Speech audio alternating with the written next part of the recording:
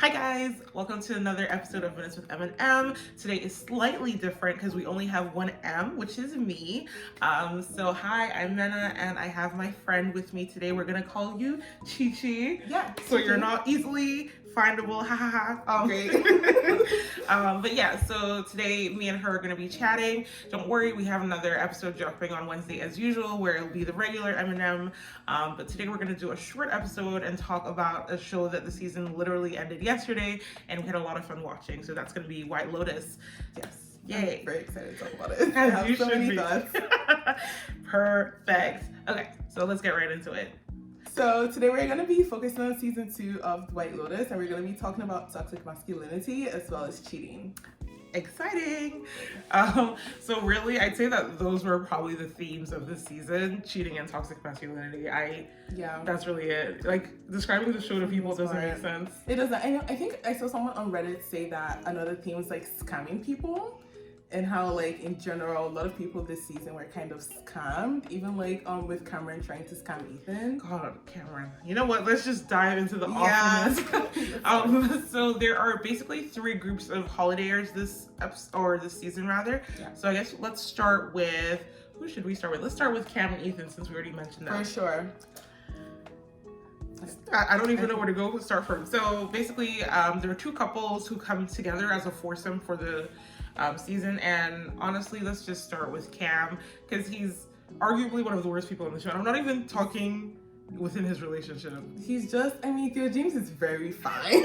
So we give him a lot of leeway, but he was actually the worst person this season. I don't even think it was hot enough for the shenanigans he pulled. It was just terrible. He was terrible to his wife, to his kids, the last episode. See, I think that's the only place where I have some understanding. My guy's like, I just want to brush my teeth. And like, can that child go to sleep? They were like, Daddy, like 5 times. He didn't even look back. He was like, that child needs to stop calling my name. But yeah, so he was horrible, obviously with the cheating and everything, but like even the things that were alluded to, the whole like, oh, there's cheating going, like there is some sort of assault happening in his office that he needs employment lawyers for. And he's like, oh, these people just come up with bogus claims. But like, he was basically sexually harassing Harper. He got naked right in front of her. He kept touching her. In the final dinner they have, he keeps referring like, oh, you can't throw things at your assistant. Yeah, he's like, oh, they're just trying to get rich quick. But it's like, no, you are harming this person.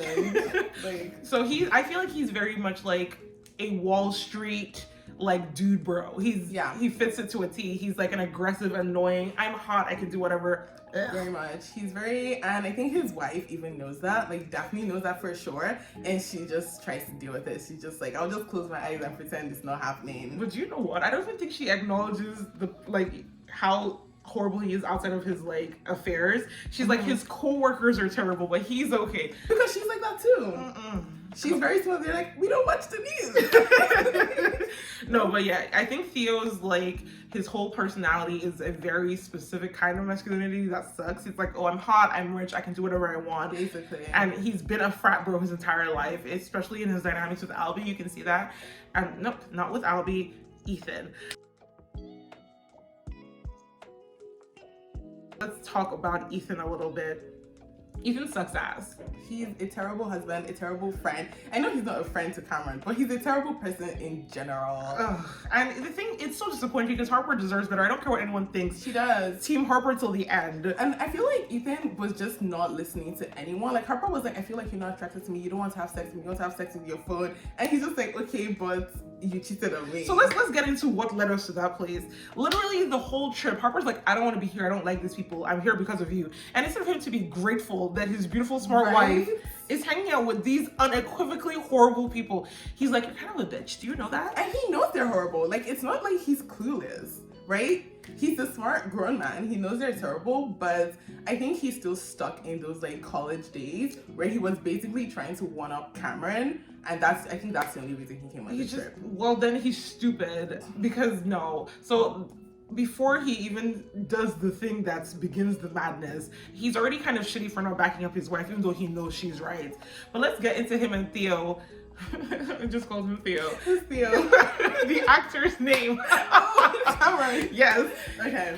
Him and Cam are like, ooh, let's do drugs, let's hang out with hookers, let's not tell our wives. And then he fully gaslights her and acts like, he's like, you will forgive me, and it's so mean. Right? It was so weird, especially since, let's make it clear, he lied to her. Yep.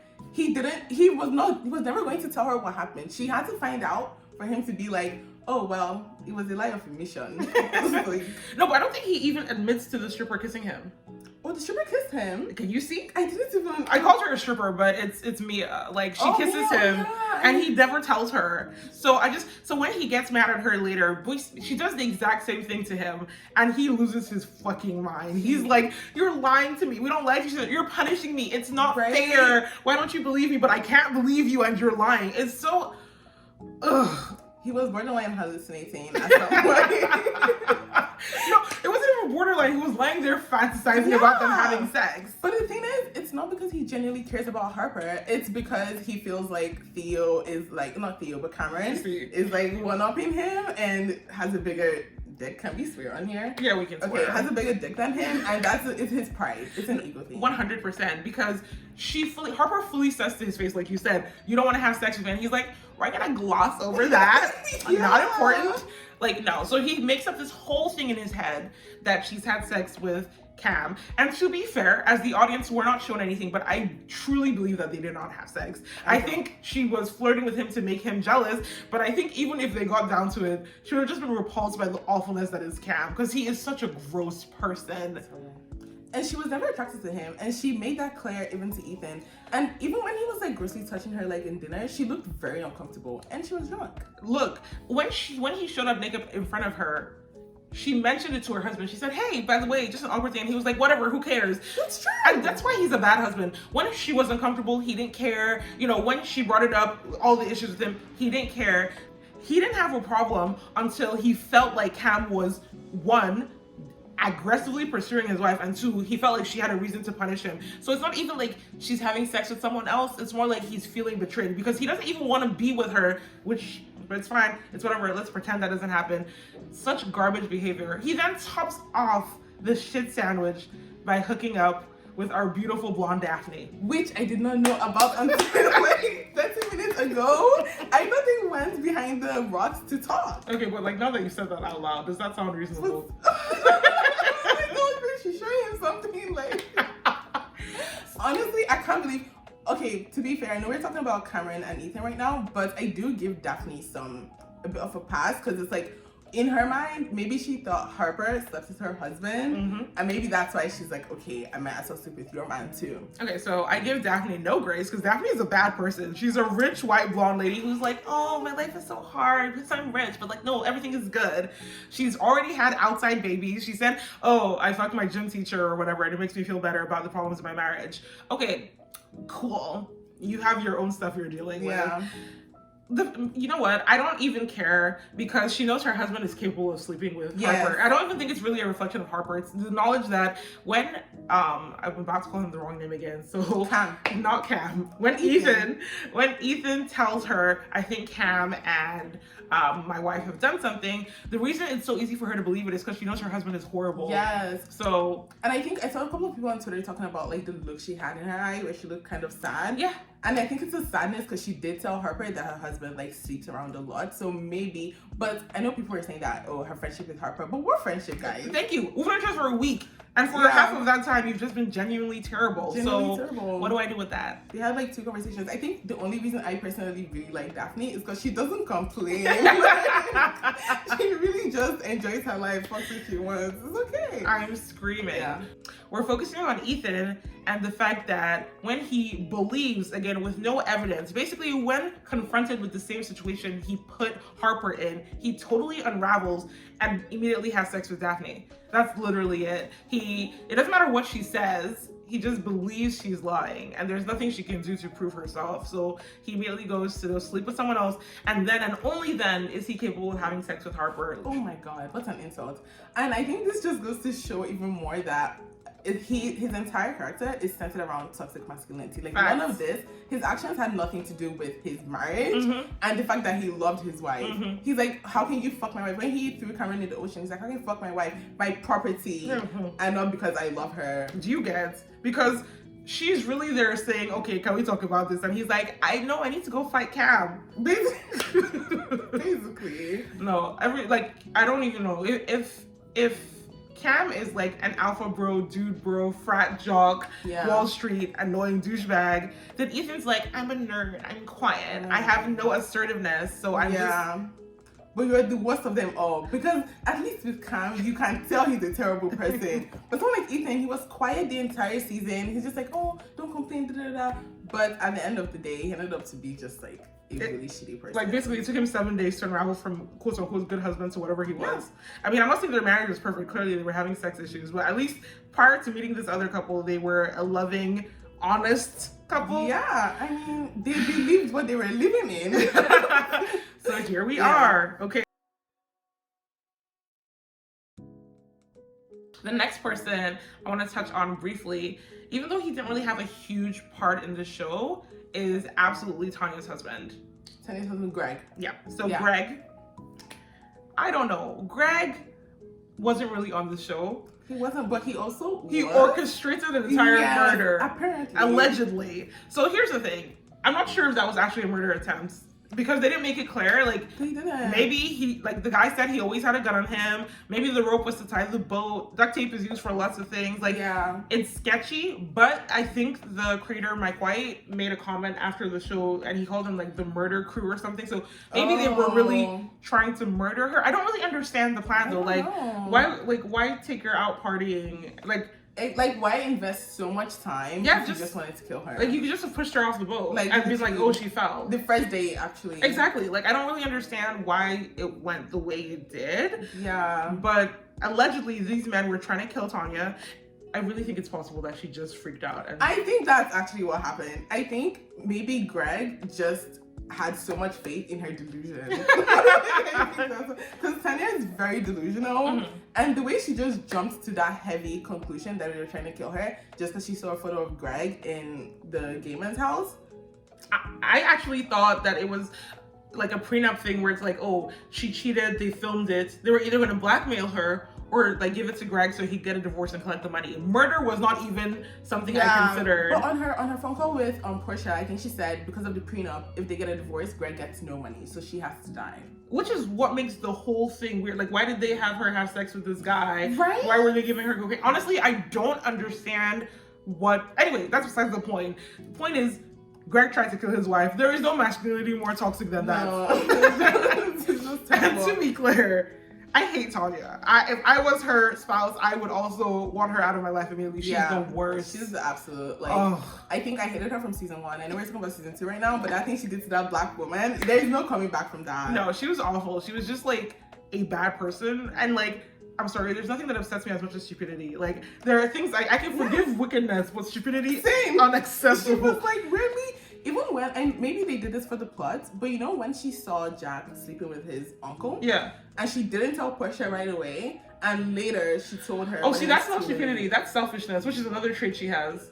She's just kind of awful. Because she saw a picture of Greg twice, and she was like, oh, what an uncanny resemblance.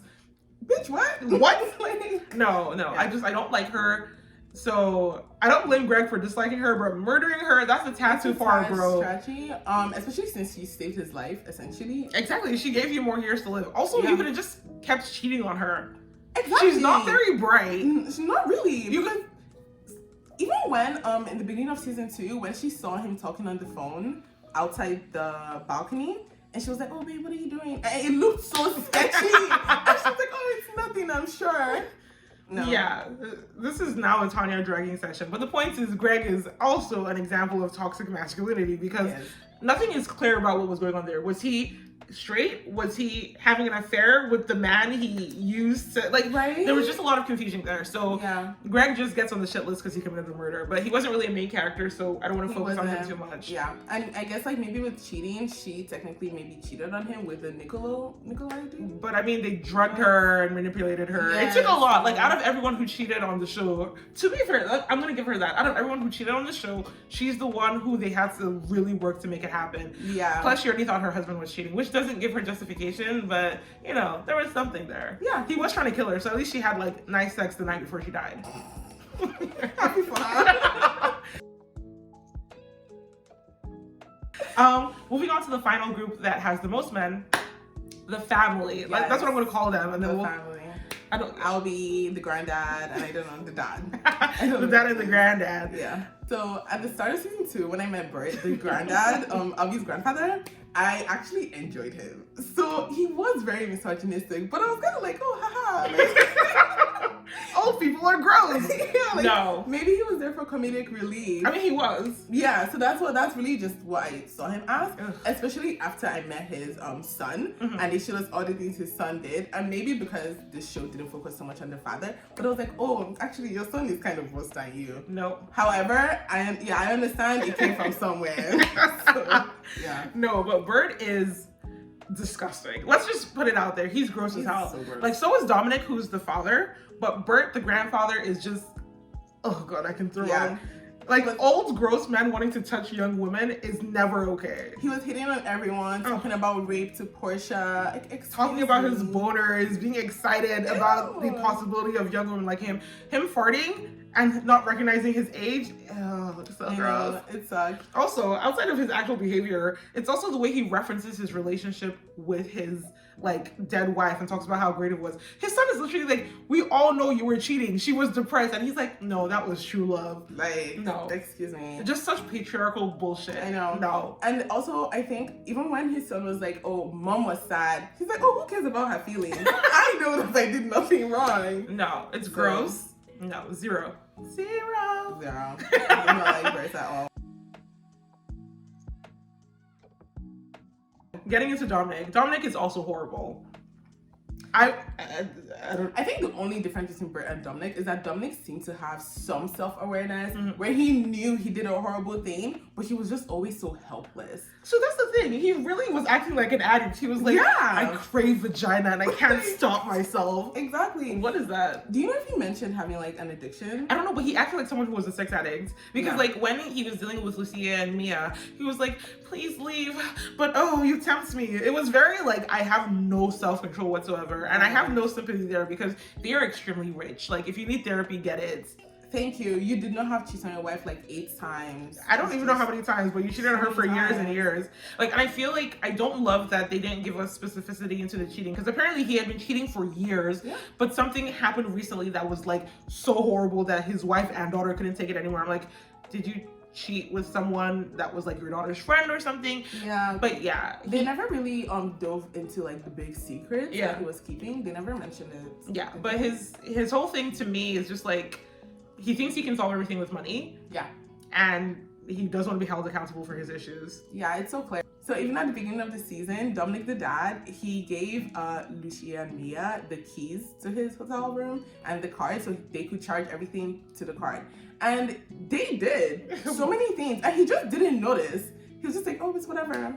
Like, he clearly didn't care enough. I think he cares so much more about his appearance than reality because he was like, oh, my son can't know, my father can't know. And this leads to the worst thing about him. He let his son have sex with a sex worker that he had sex with. And he never told him. He didn't say she. Till the very end. I even thought he was going to tell him when Albie was asking for the 50,000 and he just never said anything. Because he's a horrible man. His selfishness outweighs everything else. That is your child. And you're willing to protect yourself over taking care of your kid, and it's just self-defense and self-protection, and it's horrible and terrible. And you're the person who brought these sex workers to the hotel. Like he's so mad that Albie is talking to sex workers, and he's like, the only reason he's doing that is because you brought them here. And also, let's talk about his dad, Bert, the granddad. Yeah. Because he also saw the sex workers in his son's room, and he saw them in his room, and he saw them with Albie. So they're both terrible. They did not tell him. Just both suck. And like, someone else pointed this out, and it's just like, Dominic booked the sex workers before he got to Italy. So like, really? Because they got there and they were like, oh, I've been talking to this guy. Oh, they were waiting, you're right. So now I'm just like, a sick man. No, but like, did he do that before or after him and his wife fought? So was he planning to come to Italy and have sex with hookers while his wife and daughter were there? It definitely seems like it. I mean, I wouldn't put it past him. Honestly, me neither. Yeah. He's just so freaking awful.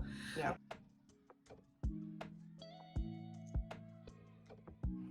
Before we talk more about cheating in general, because obviously both Dominic and Bert are cheaters, and toxic masculinity, I'm here to champion my man Albie. Because from episode 1 of this season, I was on Albie's side. I said, this is a good man. Okay, Okay, to be fair, I actually didn't like Albie the first 2 episodes, I think, because he was referring to women as like wounded birds, and I was like, somebody's going to scam you, and they did.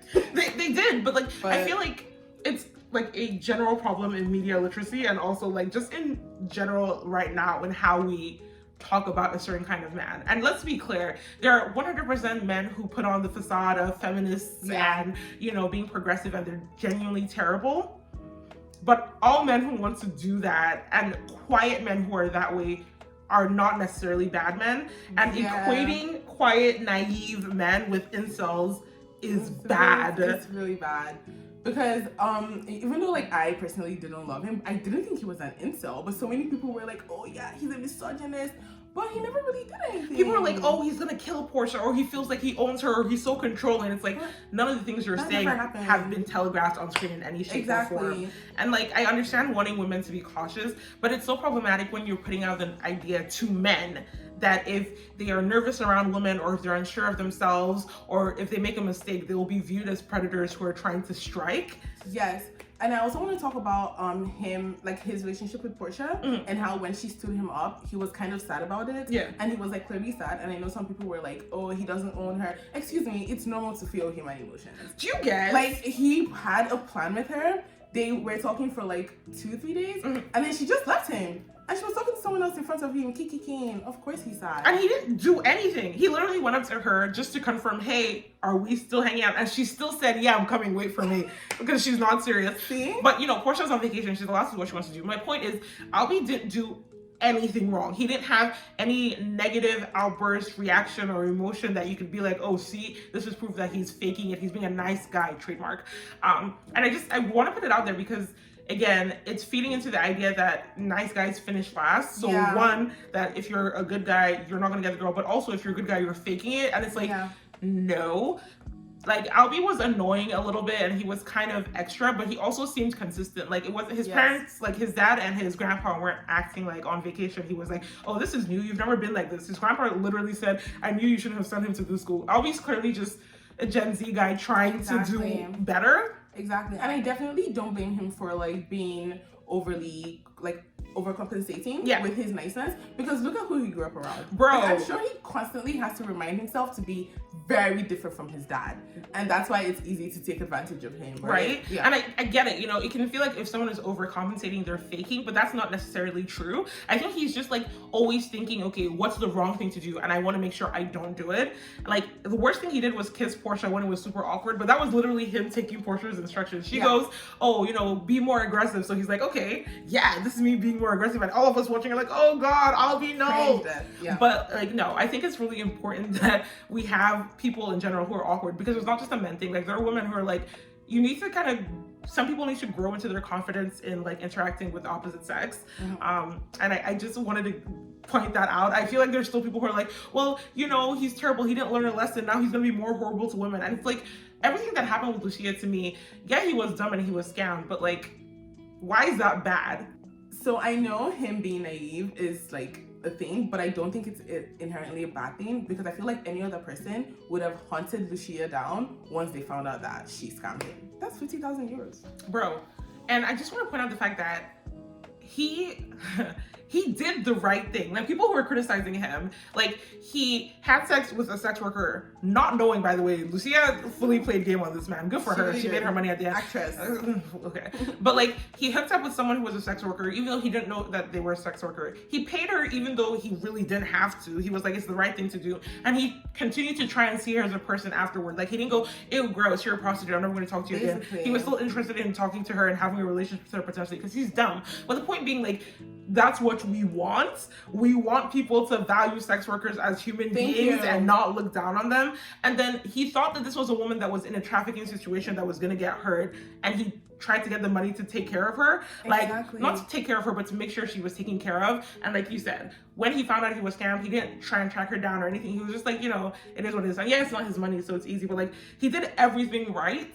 So the fact that people are so like, see, like, he's so terrible, I'm like, you made a decision when you saw him in the first episode, and you just Yeah. stuck with it till now, even though it doesn't make any sense. I also want to point out that Lucia, the sex worker he was hanging with, him trying to save her is not because he saw her and he was like, oh, you're a sex worker, I have to save you. She actually manufactured a person who was going to be dangerous, Yeah. right? So it's not his fault. I mean, should he let her die? No, but that's actually so crazy because like it wasn't like he was like, oh, poor wounded bird, you can't take care of yourself. She was literally like, there's a bad man after me. Definitely not. Like I don't know. I feel like he was in a situation where there was no winning for him because again, he did everything right, and all that led to is not obviously within the show, but like externally, a lot of people talking about how they feel like he's quote unquote a nice guy. So nice guy trademark, not an actual nice guy.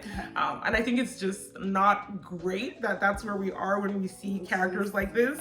Yeah. I feel like in real life though, someone like Albie wouldn't have issues dating. Like he's extremely wealthy and he's cute and he has a college education. Like and he's nice. Yeah, he's actually nice. Like I'm sure he'd be fine. But in terms of the framework we're looking at it through, we need more men who aren't terrible. And we need men who aren't terrible to know that they're not being viewed as terrible because, you know, that's not great. Exactly. Like wanting to help someone out because they say they're in danger does not mean you're like... You're not trying to take advantage of them. Yeah, you're not trying to take advantage. And also, she kind of took advantage of him. Girl, there's no kind of... She absolutely took advantage of him. Especially since she knows... I mean, she also knew she slept with his dad. Yeah, that's the thing. Like, I guess it was easier for her to do it that way because I would have just blackmailed Dominic. I would have been like, if you don't give me this money, I'm going to tell your son. But she figured out a way that worked for her, so good for her. But yeah, I just want to shout out to Albie as the only male character that displayed zero toxic masculinity. Yeah. Like, the worst thing he did was care too much about being terrible. And to me... I can live with that. I mean, I think, okay, personally for me, also there is Jack. Okay, yes, he kidnapped Portia. But I don't think that's toxic masculinity. Jack was just not a great person. I don't know. But throughout the show, I think they consistently painted him as a terrible person. And that's why Portia was attracted to him in the first place.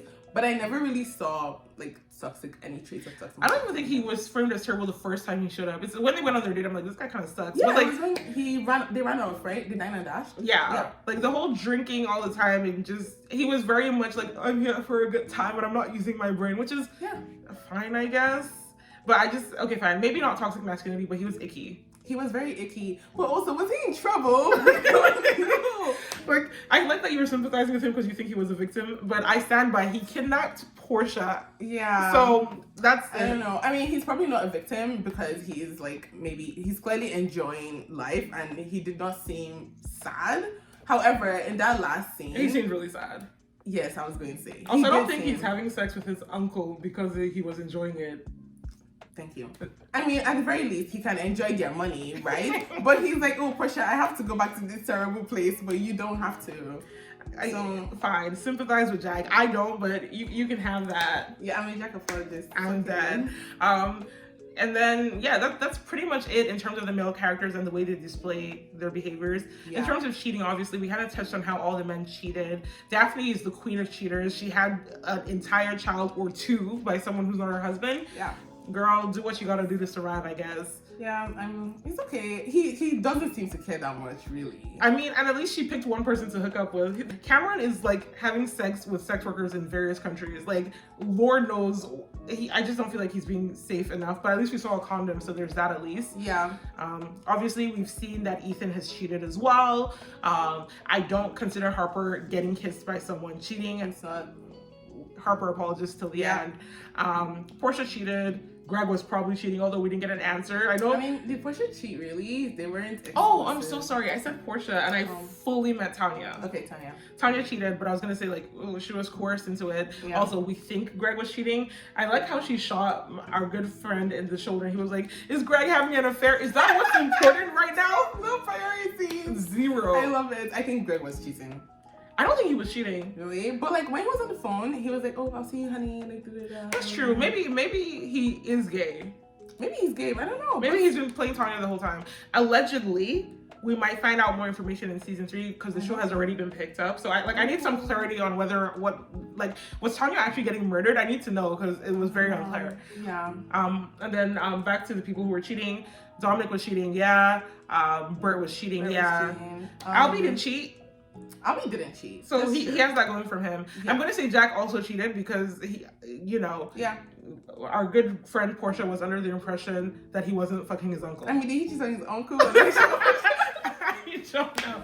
But Portia didn't cheat either. She was just Yeah. trying to have a good vacation. That was really traumatizing. It was actually kind of crazy to me how chill she was at the airport when she was talking to Albie. I'm like, I would be crying. Right? Because she didn't even mention, I think she mentioned Jack and she was like, oh, he's just delusional. Yeah, because like she was like, oh, she's not picking up her phone like when Albie asked about her boss. And then Albie's like, oh yeah, someone drowned and like there was a shooting. She's just there She's like probably so happy that she drowned. I don't know. She hates Tanya. Yeah, but like now what's she gonna do? She doesn't have any references. Oh yeah, she has a good story. I'm dead. That's what she has.